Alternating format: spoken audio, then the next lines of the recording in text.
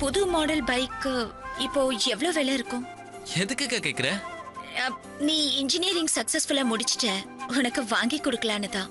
அப்படி வாங்கி கொடுத்தா நீ என்ன ரைடு கூட்டிட்டு போவேன்ல? கண்டிப்பாக்கா. நம்ம கையில 4 காசு போராடுற வரைக்கும் நம்ம பொண்ணு கல்யாணம் பண்ண வேண்டாம்னு பார்த்தேன். ஆனா இவ சும்மா இருந்தாலும் இவனுக்கு சும்மா இருக்க மாட்டாங்க போல இருக்க. இத பாரு, இத நீ இப்படியே விட்டுட்டேன்னா நாளைக்கு நான் அவனை தான் கல்யாணம் பண்ணிக்க போறேன். ஏன் கல்யாணம் பண்ணிட்டேன்னு கூட சொல்லுவாடி. பெத்தவங்க நாம எதுக்கு இருக்கோம்? இதெல்லாம் சும்மா வேடிக்கை பார்க்கவா? வேண்டாம், போனா போதும், நான் பொறுமையா இருக்கேன்.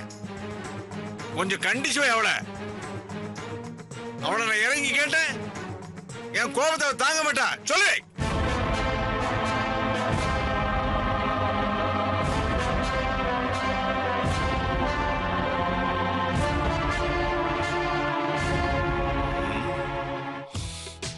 என்னாச்சு இவளுக்கு? ஈவினிங் வந்ததுல இருந்து பாக்குறேன், மந்திரிச்சு விட்ட கோழி மாதிரி இருக்காட. கார்பரேட்டர் அடைச்ச அம்பாசிடர் மாதிரி சும்மா லொடலொடன்னு பேசி தள்ளுவாள. விஸ்வநாதா, சம்திங் இஸ் ராங். என்னமோ நடந்திருக்கு. விட்டு பிடிக்கிறேன். இப்ப கேட்ட வாயை திறக்க மாட்டான். பிடிக்கிறேன்.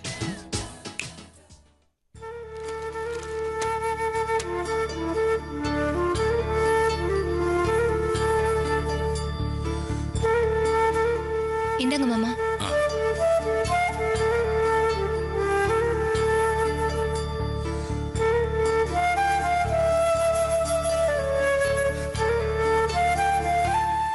என்னம்மா அர்ச்சனா, மணி 10 ஆகுது, இன்னும் ரமேஷை காணோம். ஏதாவது லேட் ஆகுன்னு சொன்னானா?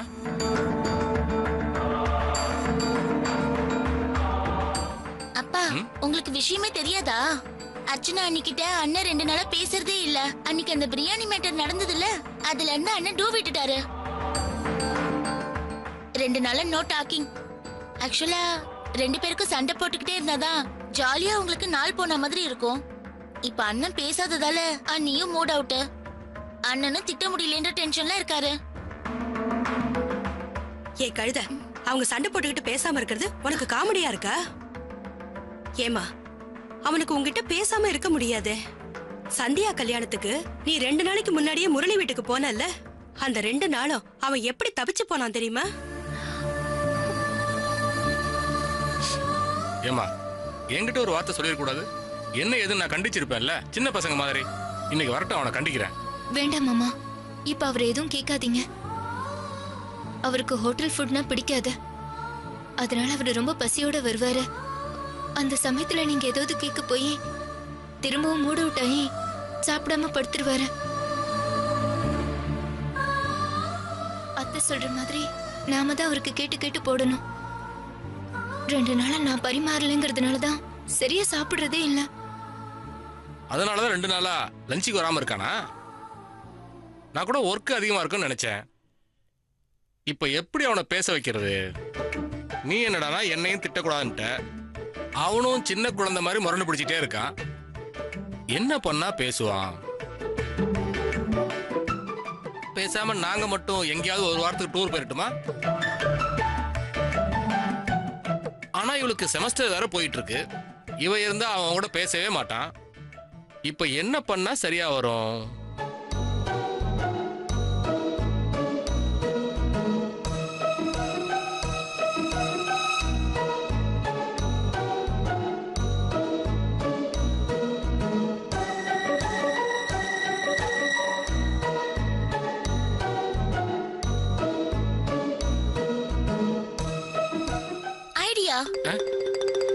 என்ன என்ன சீக்கிரம் சொல்லுமா.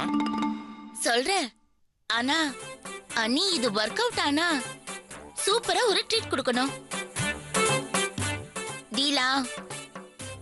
கண்டிப்பா இது ஒர்க் அவுட் ஆகும். கோல்டன் சான்ஸ் மிஸ் பண்ணிடாதீங்க.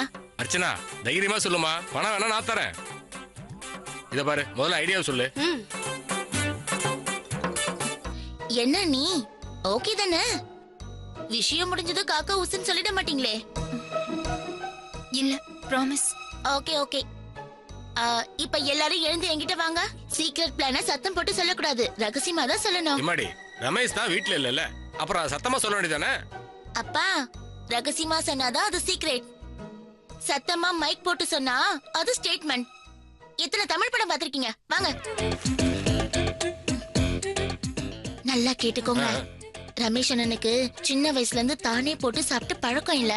யாராவது பரிமாறணும், அப்பதான் அதுக்கு சாப்பாடே இறங்கும். அதுதான் இப்ப நம்ம ட்ரம்ப் கார்டு. இப்ப அண்ணன் வந்ததும் அண்ணி மட்டும் ஹால்ல இருக்கட்டும், நாம எழுந்து அவங்க ரூமுக்கு போயிடலாம். அண்ணன் டைனிங் டேபிள்ல சாப்பிட உட்கார்ந்ததோ நம்மள சர்வ் பண்றதுக்கு கூப்பிடும். ஒவ்வொருத்தரும் ஏதாவது ஒரு சாக்கு சொல்லி வெளியில வரத அவாய்ட் பண்ணலாம். அண்ணன் பசியோட வர்றதுனால அதுக்கு மேல அடம் பிடிக்க முடியாது. அன்னிக்கிட்ட வெள்ளை கொடி காட்டி சரண்டர் ஆகுறத தவிர வேற வழியே இல்ல. எப்படி என்னோட பிளான்? பிளான்லாம் நல்லா தான் இருக்கு. ஆனா அவன் வரும்போது சாப்பிட்டுட்டு வந்துட்டான்னா நம்ம பிளான் ஒர்க் அவுட் ஆகாதே. ஏ லட்சுமி, நீ ஏன் நெகட்டிவா திங்க் பண்ற? அவன் அப்படியே சாப்பிட்டு வந்தாலும் நாளைக்கு காலைல வீட்ல தானே சாப்பிடணும். பாயிண்ட் பிடிச்சிட்டீங்க. அண்ணன் தான் வந்துருச்சு. நான் சொன்னது ஞாபகம் இருக்கட்டும், யாரும் சொதப்பிடாதீங்க. இன்னைக்கு அண்ணனை ஒரு வழி பண்ணணும். Okay, all the best.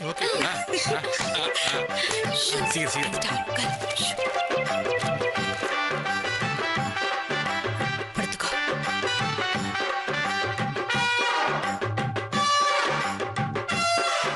ஏப்பா ரமேஷ், ஏன் இவ்வளவு லேட்டு? ஆபீஸ்ல மீட்டிங் முடிய 9:30 ஆயிடுச்சு. ஓஎம்ஆர்ல வேற ஹெவி டிராபிக், வர வழியில போலீஸ் செக்கிங் வேற. என்ன பண்றதுனே தெரியல. ஏன் ரமேஷ் லேட் ஆயிடுச்சு? வரும்போது ஏதாவது சாப்பிட்டு வந்தியா? அந்த கொடுமை ஏன் கேக்குறீங்க? ஆபீஸ்ல ஈவினிங்ல சமோசா ஸ்நாக்ஸ்னு வேற கொடுத்துட்டானுங்க. நமக்கு அது எப்பவுமே ஒத்து வராது. கொலை பசியில வந்திருக்கேன், ஏதாவது டிஃபன் எடுத்து வைங்க, வந்து சாப்பிடுறேன். அம்மா, this is not fair. என்ன சேம் சைடு கோல் போட பாக்குறியா? இதெல்லாம் சீட்டிங்மா. சும்மா ரெடி, அவன் வந்துட போறான். அவனுக்கு கேளு. பேசாம இரு, வந்துட போறான். நீ பாத்துக்குமா? வாங்க.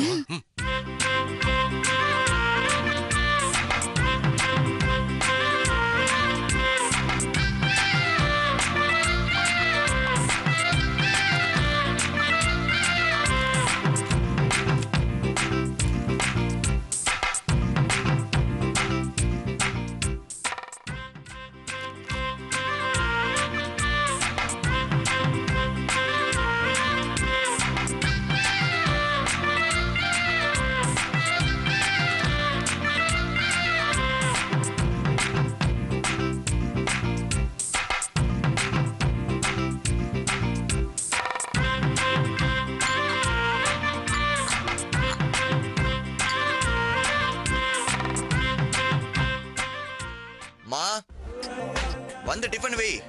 என்னங்க பையனை பார்த்தா பாவமா இருக்குங்க. இன்னைக்கு மட்டும் நான் போய் டிஃபன் போட்டுறேனே. No chance. சும்மா இரு.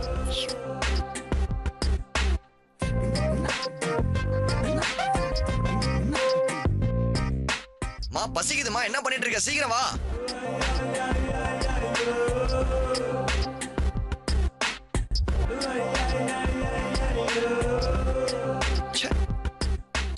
ஏய் வர வர போய் தூங்கு போ.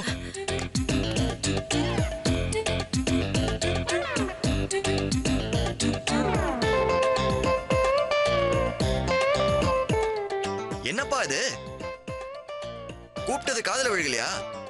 என்னாச்சு அம்மாவுக்கு? நான் வரும்போது நல்லா தானே இருந்தாங்க. 10 நிமிஷம் முன்னாடி தானே பிளான் வந்துச்சு. என்னது பிளான்? என்னங்கிறீங்க? என்னது பிளான்? நான் சொன்னேன் இருக்காதே. Pain pain pain சொன்னப்பா.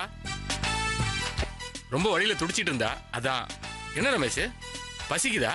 சாப்பாடு போடணுமா? தங்கச்சிட்ட சொல்ல.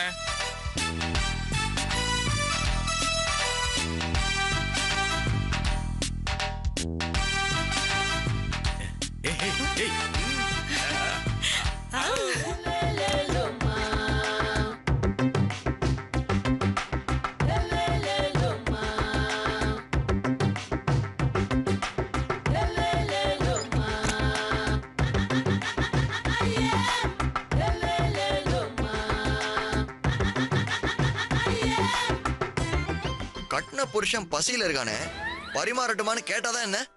பேசாட்டி என்ன? சைலண்டா அப்படியே சாப்பாடு போட வேண்டியதானே? பார்த்துட்டு இருக்கப்ப திமிரு. என்ன பார்வை வேண்டி கிடக்கு? வைஃபை விட ஈக்கு பெருசா போச்சா? வந்து போடுன்னு சொன்னா முத்தா உதிர்ந்துடும் உங்களுக்கு. உங்களுக்கு அவ்வளவு அழுத்தம் இருந்தா எனக்கும் இருக்கும்ல.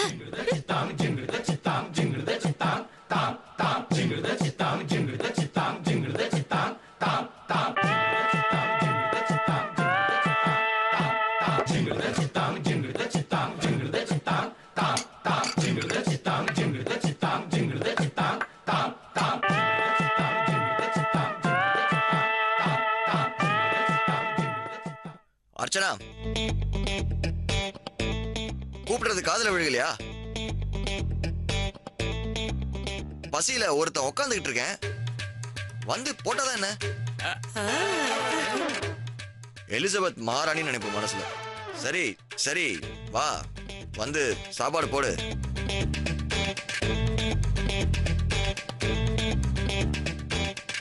போடுமா.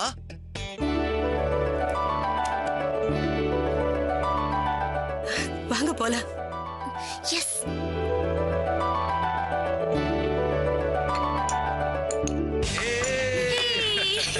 ரமேஷ் அர்ச்சனா பேசிட்டான். அண்ணன் நீ அவுட் ஆயிட்ட. ஏய், நான் விளையாடுறீங்களா?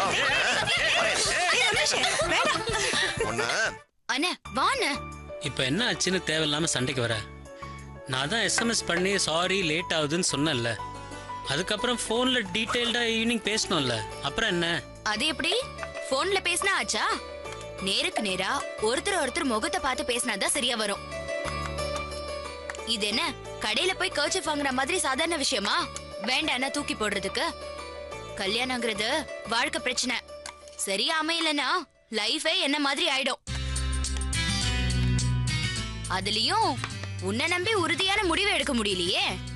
ஒரு நாள் சிரிக்கிற, ஒரு நாள் உம்முன்னு இருக்க, ஒரு நாள் வேணுங்கிற, ஒரு நாள் வேணாங்கிற. கூட பிறந்தவன் தான் பேரு. என்னால உன் கேரக்டர் புரிஞ்சுக்கவே முடியல. அதனால நேருக்கு நேரா உன்கிட்ட பேசிட்டு ஒயிட் பேப்பர்ல எல்லாத்தையும் எழுதி சைன் வாங்க போறேன். அப்புறம் உன்னால எதையும் மாத்த முடியாதுல்ல. சரி சாப்பிடு. உனக்காக சாஃப்ட் பட்டர் விட்டு பெசஞ்சு சுட்ட chapati, vegetable kurma, Manchurian gravy எல்லாம் கொண்டு வந்திருக்கேன். அண்ணனுக்கு நான் மட்டும் எப்படி இப்படி 5 ஸ்டார் ஹோட்டல் மெனு மாதிரி பண்றேன்னு என் ஹஸ்பண்ட் நக்கல் பண்ணாரு. ஆமா அப்படிதான். எல்லாரையும் விட என் அண்ணன் தான் எனக்கு வசதின்னு அடிச்சு சொல்லிட்டேன். நீயே டெய்லி காலையில அறக்க பறக்க பேங்க் ஓடிட்டு இருக்க. அப்புறம் எப்படி உனக்கு சமைக்க டைம் கிடைக்கும்? அப்புறம் அவசரத்துக்கு ஏதாவது ஒரு ஹோட்டலுக்கு போய் என்னத்தையாவது பசிக்கு சாப்பிடுவ. என்ன இருந்தாலும் வீட்டு சாப்பாடு மாதிரி டேஸ்டா இருக்குமா? குருமான்னு களிமண்ணை கரைச்சு ஊத்துன மாதிரி எதையாவது கொடுப்பாங்க. திக்கா வரணும்னு வெள்ளை புண்ணாக்க அரைச்சு கலக்குறாங்களாம். உனக்கு தெரியுமா? உனக்கு மஞ்சூரியன் இந்த மாதிரி ஃப்ரை பண்ணா ரொம்ப பிடிக்கும். ஹோட்டல்ல பண்றது ரொம்ப ஆயிலா இருக்கும். எத்தனை தடவை யூஸ் பண்ண ஆயிலோ யாருக்கு தெரியும்? காலிஃபிளவரை வெந்நீர்ல போட்டு சுடணும். புழு பூச்சி எல்லாம் செத்ததுக்கு அப்புறம் அதை பிரிச்சு எடுத்து பண்றதுக்கு அவங்களுக்கு எங்க நேரம் இருக்கும்? அதான் நானே என் கையால செஞ்சு எடுத்துட்டு வந்தேன். எப்படி இருக்குன்னு சாப்பிட்டு பாரு.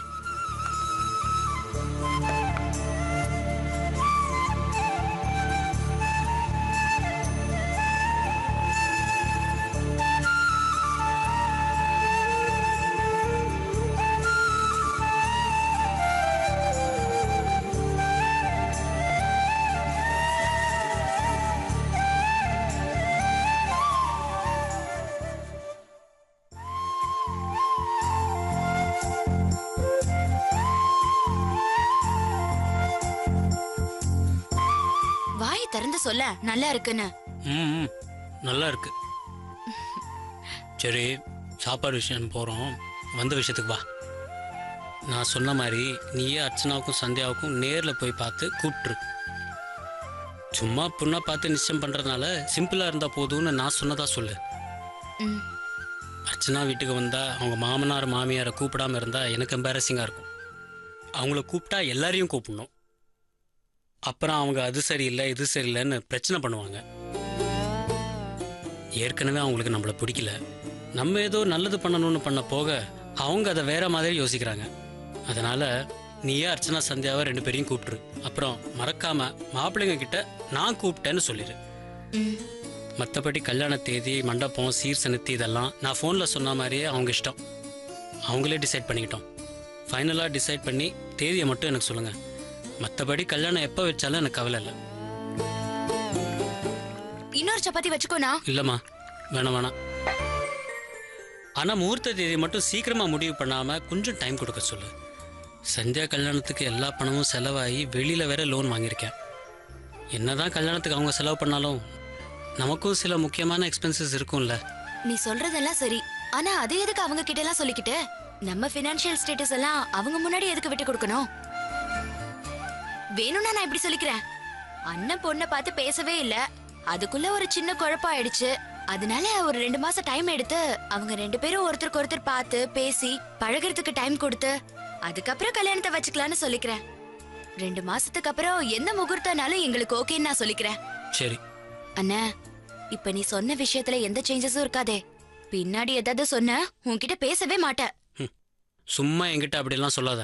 எந்த விஷயத்தில் நான் வந்து மாற்றி பேசியிருக்கேன்? எந்த சேஞ்சும் இல்லை. நீ ஏதாவது ஆட் பண்ணாமல் இருந்தால் சரி. நான் எதுக்கு ஆட் பண்ண போறேன்? இவ்ளோ தூரம் நான் கஷ்டப்பட்டு பண்றதே உனக்காக மட்டும் இல்ல, நம்ம அம்மாவுக்காக தான். அம்மா இருந்து செய்ய வேண்டிய நல்ல விஷயத்த அவங்க இடத்துல இருந்து நான் தானே செய்யணும். சரி, நான் கிளம்புறேன். பிருந்தா, தேங்க்ஸ்மா. எதுக்குன்னா எனக்கு போய் தேங்க்ஸ் எல்லாம் இல்லை, எத்தனையோ தடவை கல்யாண விஷயத்தில் தலையிடாத, வீட்டுக்கு வராதன்னெல்லாம் கோவமாக சத்தம் போட்டிருக்கேன். ஆனால் எவ்வளோ பண்ணியும் அதெல்லாம் மறந்துட்டு எனக்கு ஒரு நல்லது பண்ணணும்னு கஷ்டப்படுறியே. I am feeling really proud of you. அண்ணங்கிற முறையில் நீ இதை செஞ்சாலும் என்னமோ எனக்கு சொல்லணும்னு தோணுது.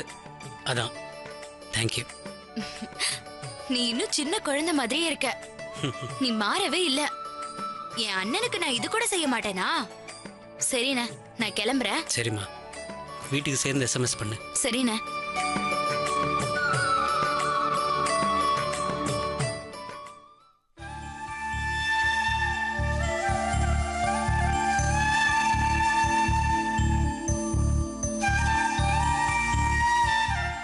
விஜய், சாப்பிடு. ஒரு வார்த்தை பேசக்கூடாது. முதல்ல 2 வாய் சாப்பிட்டுட்டு எதுவா இருந்தாலும் அப்புறம் பண்ணு. நானும் சொல்லிக்கிட்டே இருக்கேன். தேவையில்லாம டென்ஷன் ஆயிட்டு உடம்பையே ஸ்பாயில் பண்ணிட்டு இருக்க. சாப்பிடு சாப்பிடு விஜய்.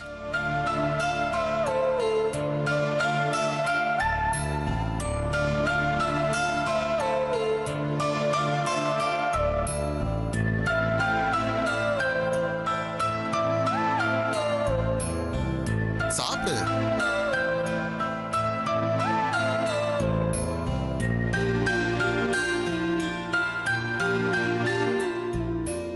என்னங்க, டைம் 11 ஆக போகுது. மீட்டிங் முடிஞ்ச நேரம் அக்கா வீட்டுக்கு வந்திருக்கணும்ல. ஆனா அக்கா என்ன போனே பண்ணலையே. என்னங்க பண்றது? விஜய், நமக்கு இந்த விஷயம் இப்படி ஆனதுனால டென்ஷனா இருக்கும். உங்க அக்காவுக்கு இந்த விஷயத்தை பத்தி ஒன்னும் தெரியாதுல்ல. உங்ககிட்ட இருந்து வந்த மிஸ்டு கால் மட்டும்தான் உங்களுக்கு தெரியும். ஒருவேளை மீட்டிங் அட்டன் பண்ண களைப்புல வீட்டுக்கு வந்ததும் சாப்பிட்டு தூங்கிருக்கலாம். உனக்கு நாளைக்கு ஃபோன் பண்ணலாம்னு நினைச்சிருப்பாங்க. எதுக்கும் நாளைக்கு காலையில வரைக்கும் இன்னும் 6 மணி நேரம் தானே இருக்கு. அது வரைக்கும் பொறுத்திருந்து பார்ப்போம். காலையில உங்களுக்கு ஃபோன் பண்ணா என்ன? ஏன் இப்ப ஃபோன் பண்ணி தூக்கத்தை டிஸ்டர்ப் பண்ணணும் நாம? இல்லங்க, என் மனசுக்கும் அறிவுக்கும் இப்பவே அக்கா கிட்ட சொல்றதுதான் சரியான படுது. அக்கா கிட்ட சொல்லலன்னா எனக்கு தூக்கமே வராதுங்க. உங்களுக்கு தெரியாது, என் தலையே வெடிச்சிற மாதிரி இருக்கு. விஜய், டென்ஷன் ஆகுறதுனால ஒரு யூஸும் இல்ல. இத கொஞ்சம் வெயிட் பண்ணி பண்றதா நல்லதுன்னு எனக்கு படுது. இல்லங்க, இந்த நேரத்துல அக்காவை டிஸ்டர்ப் பண்ண வேண்டான்னு நல்ல மனசோட நீங்க நினைக்கிறீங்க. ஆனா என் மனசுக்கு இப்பவே சொல்றதுதான் சரின்னு படுது. ஏன் தெரியுமா?